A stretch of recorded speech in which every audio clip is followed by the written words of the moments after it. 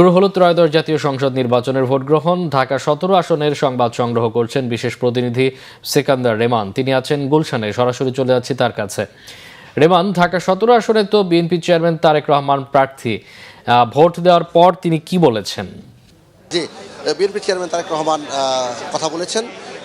তার উপদেষ্টা মাহাদি আমিন আমাদের সঙ্গে আছেন, সরাসরি আমরা তার কাছ থেকে জানতে চাইব বিষয়গুলো। তারেক রহমান কথা বলেছেন, আপনি নিজেও পুরো এলাকা অবজার্ভ করছেন, আপনার কাছে খবর আছেন, এখন পর্যন্ত ভোটের পরিস্থিতি কেমন দেখছেন? দেখুন, দীর্ঘ 18 বছর পর অনুষ্ঠিত হতে যাচ্ছে নির্বাচন। একটি অবাধ, সুষ্ঠু এবং গ্রহণযোগ্য নির্বাচন হলে ইনশাল্লাহ যে গণজোয়ার আমরা দেখতে পাচ্ছি তাতে ধানের শীষের বিজয় সুনিশ্চিত। আমরা বাংলাদেশের সবচেয়ে বড় এবং দায়িত্বশীল রাজনৈতিক দল হিসেবে প্রত্যেক প্রো ডেমোক্রেসি স্টেক হোল্ডারকে আহ্বান জানাবো, আমাদের প্রতিদ্বন্দ্বী রাজনৈতিক দলকে আহ্বান জানাবো, সহিংসতা নয়, জালিয়াতি নয়, শান্তিপূর্ণ সহাবস্থানের মাধ্যমে জনগণের ক্ষমতায়ন যেন আমরা সবাই মিলে নিশ্চিত করি। আমরা দেখেছি গতকাল রাতে বিচ্ছিন্নভাবে বেশ কিছু নির্বাচনী আইনবিধির লঙ্ঘন ঘটেছে। তারপর আমরা অন্তর্বর্তী সরকার এবং আইনশৃঙ্খলা বাহিনী, নির্বাচন কমিশনের উপর পূর্ণাঙ্গ আস্থা রাখতে চাই যে ওনারা আইনের আওতায় যেখানে পদক্ষেপ নেওয়া প্রয়োজন সেগুলো গ্রহণ করবেন।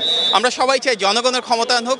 দীর্ঘদিন পর জনগণ ভোট দিচ্ছেন, তার মাধ্যমে ওনারা ওনাদের পছন্দের প্রার্থীকেই বেছে নেক এবং ইনশাল্লাহ সেটি যখন নিশ্চিত হবে এটা অবাধ, সুষ্ঠু এবং গ্রহণযোগ্যের মাধ্যমে রাষ্ট্র পরিচালনায় বিএনপি এবং ধানের শীষ আসবে ইনশাল্লাহ। এখন পর্যন্ত নির্বাচন কেমন দেখছেন? এটা too early two comment. Election শুরু হয়েছে মাত্র 2.5 ঘন্টা হয়েছে। এখন পর্যন্ত আমরা দেখছি সেখানে বিচ্ছিন্ন কিছু বিষয় আছে। আমরা সংশ্লিষ্ট কর্তৃপক্ষের দৃষ্টি আকর্ষণ করছি। তবে আমাদের আহ্বান থাকবে যে শান্তিপূর্ণ পরিবেশ আমরা এখানে দেখতে পাচ্ছি, সারা বাংলাদেশ জুড়ে যেন সেই শান্তিপূর্ণ পরিবেশটা বজায় থাকে এবং সব শ্রেণী পেশার মানুষ যেন ভোট দিতে নেমে আসেন আজকে। তার মাধ্যমে যে গণজোয়ার সৃষ্টি হবে ইনশাল্লাহ ধানের শীষ জনগণের সমর্থন নিয়ে, জনগণের ম্যান্ডেট নিয়ে আগামী সরকার গঠন করবে। ধন্যবাদ। আসসালামু আলাইকুম।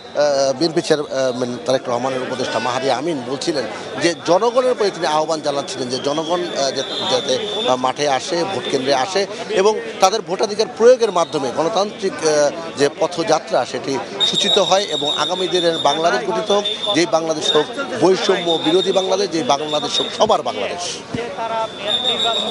রেমান, আপনাকে অসংখ্য ধন্যবাদ।